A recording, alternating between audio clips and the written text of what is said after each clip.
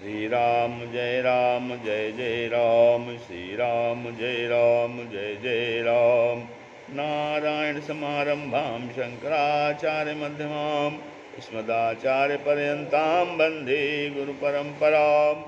श्री गुरुचरण सरोज रज निज मन मुकुर सुधार, वर्णो रघुबर विमल जसु जो दायक फलचार। ओम श्री सीतारामचंद्राभ्यां नमः, महेश्वराभ्यां नमः, श्री कादम्बरी दक्षिणेश्वर धाम सरकार श्री हनुमते नमः। कुरुक्षेत्र में बसदेव जी का यज्ञ उत्सव मनाना। हे राजन, कुरुक्षेत्र में भगवान श्री के का आगमन सुन करके द्वैपायनो नारदश्च शवनो देवलोसितः विश्वामित्रा सदानंदो भरद्वाजोऽथ गौतमः रामः सशिष्यो भगवान् वसिष्ठो गालो भृगुः पुलस्त्या कश्यपो वत्रिश्च मार्कंडेयो बृहस्पतिः। व्यास जी, नारद, च्यवन, देवल, असित, विश्वामित्र, सतानंद, भरद्वाज, गौतम, परशुराम, वशिष्ठ, गालव, भृगु, पुलस्त्य, कश्यप, अत्रि और मार्कंडेय और बृहस्पति सभी भगवान के दर्शनों को आए। कुरुक्षेत्र में भगवान श्री कृष्ण का आगमन सुन करके ये ऋषि लोग दर्शन करने के लिए आए। भगवान ने सभी के चरण धोकर चरणोदक लिया। ऋषि बोले, नमस्तस्मै भगवते कृष्णाया कुष्ठमेधसे स्वयोग माययाच्छन्न महिम्ने परमात्मने। हे प्रभु, आज हमारा जन्म सफल हो गया, हमारी विद्या, नेत्र, तपस्या सभी सफल हो गए। हे प्रभु, जिनकी बुद्धि कभी कुंठित नहीं होती, जिन्होंने योग माया से अपनी शक्ति छुपा रखी है, उन भगवान श्री कृष्ण को नमस्कार है।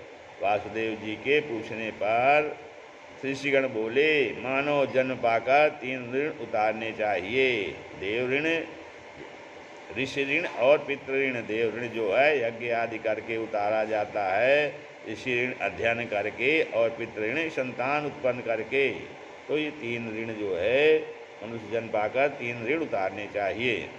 तीनों ऋणों को उतार कर जंगल में भजन करना चाहिए। हे वसुदेव जी, आपने पितृ ऋण और ऋषि ऋण तो उतार दिए, अब यज्ञ करके देव ऋण और उतार दीजिए। तदंतर ऋषियों ने वासुदेव जी से यज्ञ भगवान का विधिवत पूजन कराया।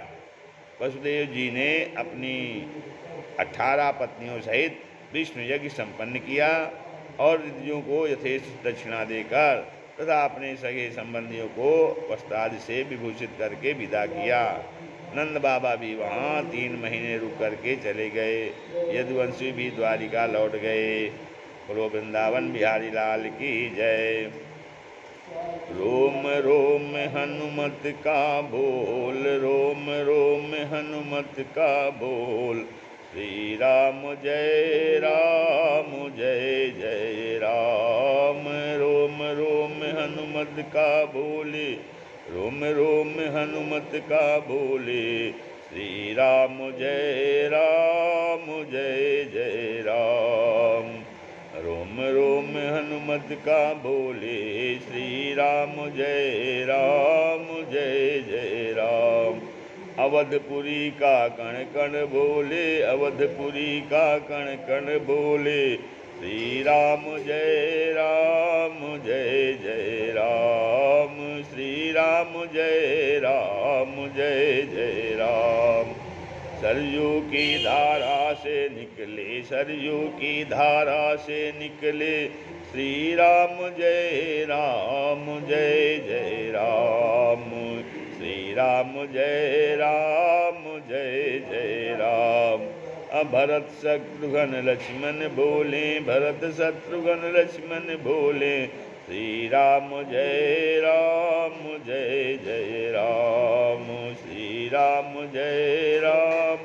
जय जय राम। अब आगे कथा देवकी के 6 पुत्रों को वापस लाने की है।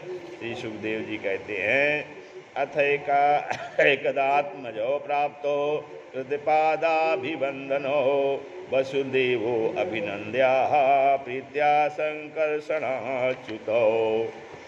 एक दिन श्री कृष्ण और बलराम जी ने प्रातः अपने माता की पिता को प्रणाम किया।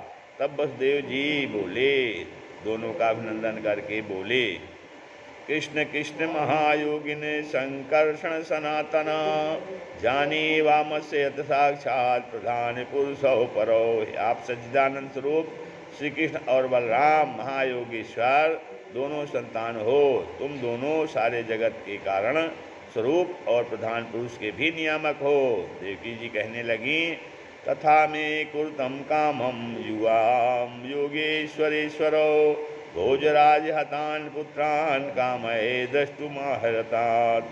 हे कृष्ण बलराम, तुम योगेश्वरों के भी ईश्वर हो। तुम मेरे उन पुत्रों को लाकर दिखा दो जो कंस ने मार दिए थे। माँ देवकी की बात सुन करके दोनों भाई सुतल लोक में गए और बलि से अभिनंदित हुए।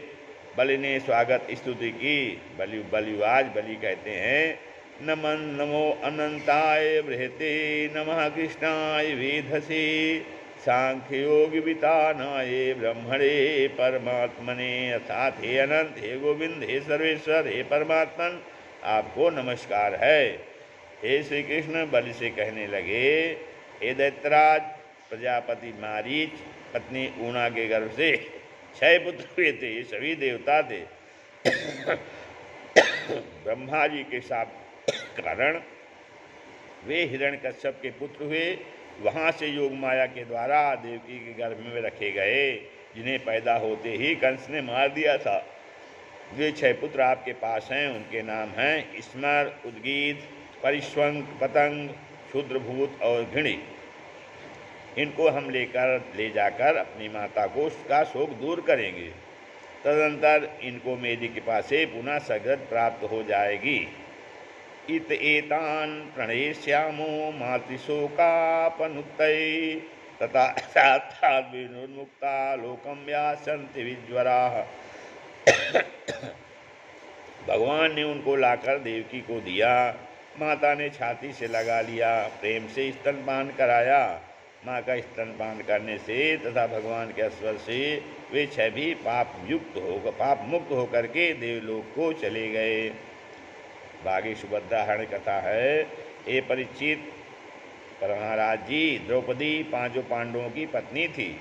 प्रत्येक के साथ 1 वर्ष रहती थी। नियम भंग अर्थात ब्राह्मण की गायों की रक्षा नियम भंग करने पर एक बार अर्जुन को 12 वर्ष का निर्वासन भोगना पड़ा था।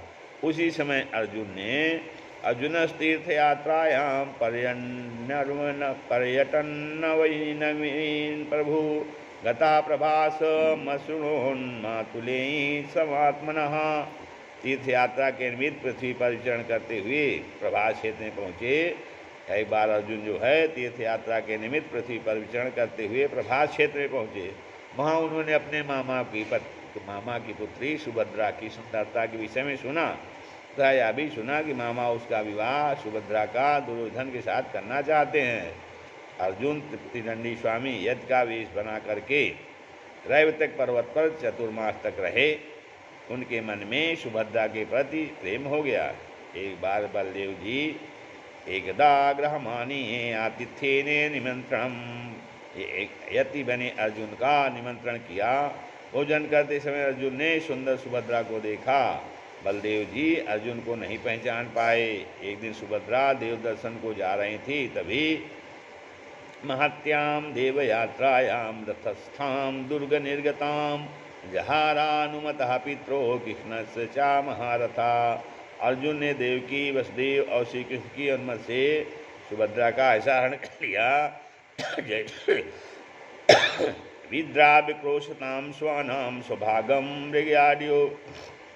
जैसे कुत्तों को भौंकता छोड़कर शेर अपना भाग लेकर चला जाता है। जो सैनिक रक्षक थे उनको पीट पीट कर भगा दिया। बलदेव जी बोले, क्रोध किया। श्री कृष्ण ने पूछा, रथ कौन चला रहा था? रक्षक बोले, सुभद्रा। सन्यासी अर्जुन पीछे बैठे थे। भैया, जब सुभद्रा मन से अर्जुन के साथ गई है तो दोष किसका? तब हाथी घोड़े रथ धन सब दहेज में दिया था।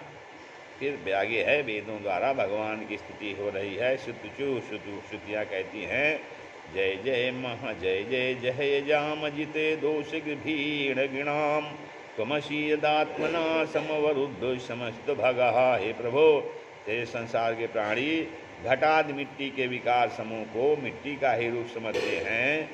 जैसे मिट्टी से ही घट बनता है, अंत भी मिट्टी है। पदार्थों के नष्ट होने पर केवल आप ही अवशेष रहते हैं। वाचरम्भणम विकारो नामधेयम मुक्ति के देव सत्यम, अर्थात मन और वचन से ग्राह्य सभी वस्तुओं का आप में ही पर्यावसान है। और सर्वम खलविदम ब्रह्म, जैसे मनुष्यों के जहाँ कहीं भी रखे गए पैर पृथ्वी पर नहीं रखे हैं, ऐसा कैसे कहा जा सकता है? आप सब में व्याप्त हैं। एको देवः सर्वभूतेषु गूढ़ा सर्वव्यापी सर्वभूतांतरात्मा, कर्माध्यक्षा सर्वभूताधिवासा, साक्षी भूता साक्षी चेता केवलो निर्गुणस्य। फिर कहते हैं हरि हरि व्यापक सर्वत्र समाना, हरि व्यापक सर्वत्र समाना, प्रेमित प्रगट हो ही मैं जाना, प्रेमित प्रगट हो ही मैं जाना, हरि व्यापक सर्वत्र समाना, प्रेमित प्रगट हो ही मैं जाना। कहते ये सर्वे देवा नमन्ति मूर्छो ब्रह्मवादिनश्च, जिसको समस्त देवता ज्ञानी और ब्रह्मवादी नमस्कार करते हैं। शिव जी का संकट मोचन।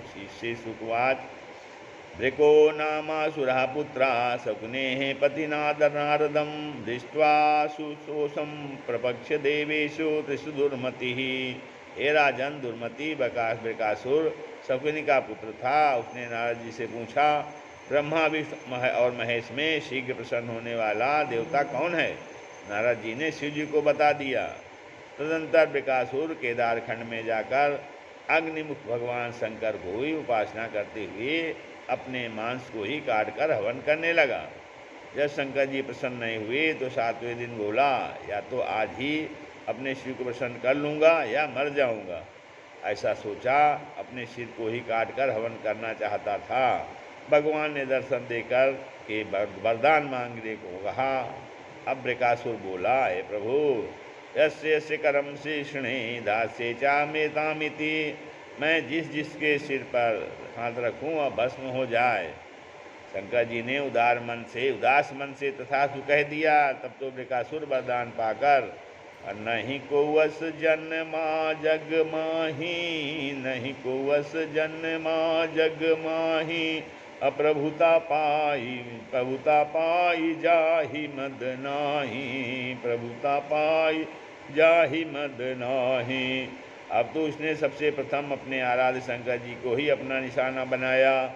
उनके सिर पर हाथ रखने को पीछे भागने लगा। भागते भागते भगवान शंकर जी ने विष्णु भगवान से ध्यान लगाकर, प्रभु मेरी रक्षा करो, ऐसा कहा उन्होंने। तो भगवान विष्णु ब्रह्मचारी के वेश में आए और बकासुर सब वृत्तांत पूछकर बोले, अरे शंकर की बातों पर कौन विश्वास करता है? और वो भांग गांजा धतूरा खा के नशे में रहते हैं। नशे की बातें कभी फलित नहीं होती। यदि तुमको मेरी बात पर विश्वास न हो तो अपने ही सिर पर हाथ रखकर परीक्षा कर लो। बकासुर ने भगवान की बातों में आकर जैसे ही सिर पर हाथ रखा, भस्म कहा, प्राणांत हो गया उसका। शिव जी का संकट कट गया। संतों के अनुसार जो है भगवान विष्णु का स्त्री वेश रखकर भस्मासुर को भस्म करना है। दीन दयाल बिरदुषम भारी, दीन दयाल बिरदुषम भारी, हरहुनाथ मम संकट भारी, हरहुनाथ मम संकट भारी। जब शंकर जी भागते भागते भगवान विष्णु के पास पहुँचे और बकासुर अर्थात भस्मासुर से रक्षा की पुकार की, तब भगवान विष्णु ने माया से सुंदर रूप बना करके उस भस्मासुर के पास जाकर बोले, हे मान्यवर, आप इतने व्यथित होकर के किसके पीछे और क्यों भाग रहे हो? देवांगना तुल अनुपम सुंदरी के ऐसे मधुर हृदय स्पर्शी वचनों को सुनकर भस्मासुर हतप्रभ होकर के एकटक उसी की ओर देखता ही रह गया और शिव जी के पीछे भागना छोड़ करके उस सुंदरी से बोला, आप कौन हैं और कहाँ से आई हैं? सुंदरी कहने लगी, मैं अपने लिए वर खोज रही हूँ, परंतु मेरी शर्त है कि मैं उसी के साथ में शादी करूँगी जो मुझे नृत्य में हरा देगा। नारी नयन सर जाहि न लागा, घोर क्रोध तम निशि सो जागा, उस पर मोहित होकर के भस्मासुर बोला, मैं तुम्हारे साथ नृत्य करने को तैयार हूँ।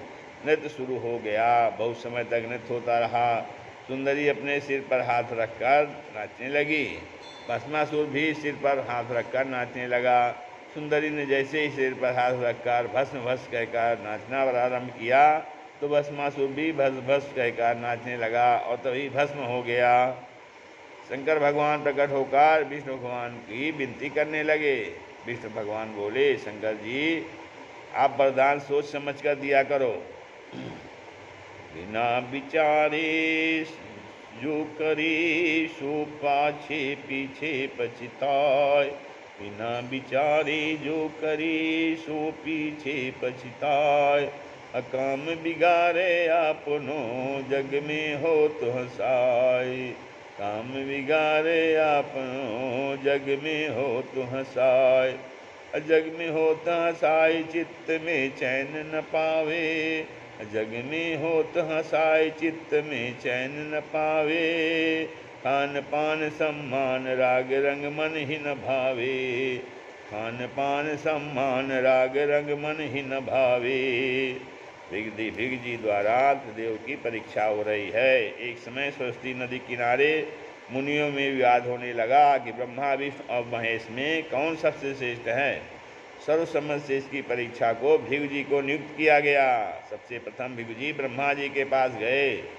अपने पुत्र को प्रणाम न करता देखकर क्रोधित हुए। भृगु जी ने उनके क्रोध को अपने विवेकात्मक वचनों से शांत किया। आगे चलकर कैलाश पर पहुँचे। शंकर जी इनको आता हुआ देखकर बड़ा भाईजान मिलने के लिए खड़े हुए। भृगु जी बोले, आप मेरा स्पर्श ना करें। आपका शरीर चिता भस्मधारी उत्पथगामी है अर्थात अपवित्र है।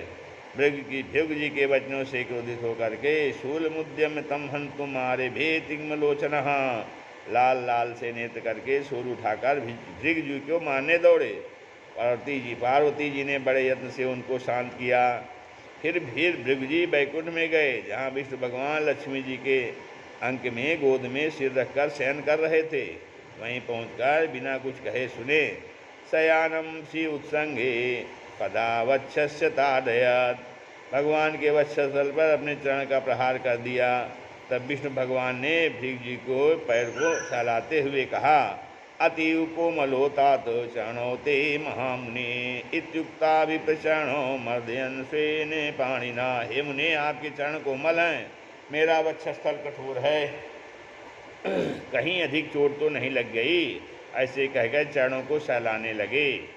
मुझे आपके आने का समाचार नहीं मिल सका था। आप मेरे अपराध को क्षमा कर दें। हे प्रभु, आपके चरण स्पर्श से मेरा वह पाप अपराध नष्ट हो गया है। आपके चरण चिन्ह की छवि मेरे हृदय में सदैव विराजमान रहेगी। भृगु जी ने सरस्वती तीरवासी सभी ऋषि मुनियों से सारा वृत्तांत कह दिया और सर्वसम्मत से विष्णु भगवान को श्रेष्ठ माना गया। महान श्रेष्ठ वह है अधिड़ा राग देश। योग वाशिष्ठ में वशिष्ठ जी राम जी से कहते हैं कि वही पुरुष सर्वश्रेष्ठ है जो राग देश से रहित है। साधारण पुरुष का राग देश लोहे पर लकीर के समान है। थोड़ी बहुत साधना करने वाले का राग देश मिट्टी में लकीर के समान है। उत्तम साधक का राग देश बालू में लकीर के समान है और श्रेष्ठ पुरुष का राग देश पानी में लकीर के समान है। नारायण हरि भगत की यही प्रथम पहचान। नारायण हरि भगत की यही प्रथम पहचान। आप अमानी हो रहे और न देवे मान। आप अमानी हो रहे और न देवे मान। नारायण हरि भगत की यही प्रथम पहचान। आप अमानी हो रहे और न देवे मान। आगे ब्राह्मण के मरे पुत्रों को लाना कथा है। श्री सुखदेव जी कहते हैं, एकदा द्वारवत्याम तो विपत्न्या कुमार कहा जात मात्रो भुवम विस्पृष्ट्वा मार किल भारत। हे राजन, एक बार द्वारकापुरी में एक ब्राह्मणी के पुत्र हुआ और पृथ्वी पर आते ही मर गया। ब्राह्मण उस मरे बालक को राज दरबार के द्वार पर रखकर बोला, हिंसा करने वाले कामी दुशील राजा की ही प्रजाएं कष्ट उठाती हैं। जब एक एक करके नवे बालक को मरे हुए को रखकर बोला, हर बार उसी बात को कहता था। कुछ समय अर्जुन भी सभा में बैठे थे। अर्जुन ने कहा कि क्या ये यादव आपके पुत्रों की रक्षा नहीं कर पाए? ब्राह्मण बोला, ये तो यज्ञशाला में मैंने ब्राह्मणों की तरह ही निष्की बैठे रहे हैं। अर्जुन बोला, अब आपके बालकों की रक्षा मैं करूँगा। ब्राह्मण बोला कि मुझे तुम्हारी बातों पर विश्वास नहीं हो रहा है, क्योंकि जब श्रेष्ठ बल वाले बलराम जी, श्री कृष्ण जी, प्रद्युम्न जी और अनुज जी भी अस्मत रहे हों तो तुम कैसे रक्षा करोगे? फिर ब्राह्मण कहने लगा, संकर्षणो वासुदेवा प्रद्युम्नो धन्विनाम्बरः अनिरुद्धे अप्रतिरथो चिन्ना त्रातुम शकुनिवंति तत्।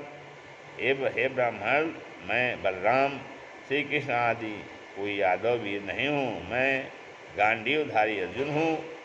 जब ब्राह्मणी के प्रसव का समय आया, अर्जुन ने ब्राह्मण के घर को चारों तरफ से बांध लिया। बालक पैदा हुआ, रोया और इस बार तो सशरीर ही आकाश में चला गया। तथा ब्राह्मण ने भरी सभा में अर्जुन की निंदा की।